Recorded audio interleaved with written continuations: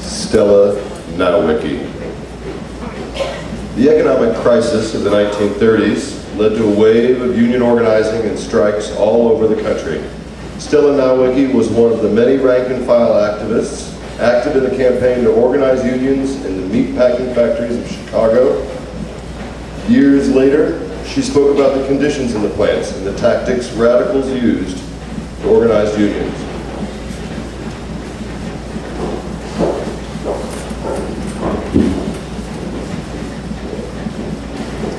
I ran away from home when I was 17.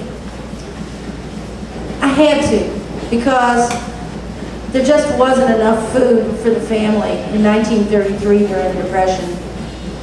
I was doing housework for $4 a week, and I hated it. So Herb suggested I go down to the stockyards to get a job. One of the ways to get a job is to go down to the employment office. Every morning you had to be there between 6 and 6:30. There were just so many benches, and they could be filled early. They would only need one, maybe two people.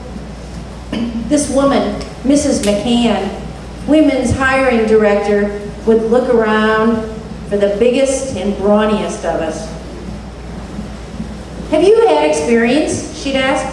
I said, "Well, not in the stockyards, but we butchered hogs at home."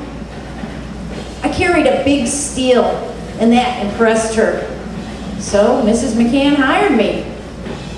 In 1933 and 34, we worked 6-hour shifts for 37.5 cents an hour. We would have to work at a high rate of speed. It was summer. It would be so hot that women used to pass out.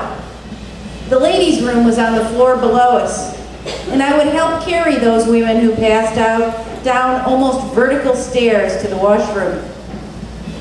We started talking union. The thing that precipitated it is that on the floor below, they used to make hot dogs, and one of the women, in putting the meat into the chopper, got her fingers caught. There were no safety guards. Her fingers got into the hot dogs, and they chopped them off. It was horrible. 3 of us colonizers had a meeting during our break, and we decided this was the time to have a work stoppage. And we did. All 6 floors went on strike. We just stopped working right inside the building, protesting the speed and the unsafe conditions. We got the company to put in safety devices. And soon, after the work stoppage, the supervisors were looking for the leaders because people were talking it up. They found out who was involved, and we were all fired. I got blacklisted. So I got a job doing housework again. It was also horrible again. I just couldn't stand it. I would rather go back to a factory any day or night.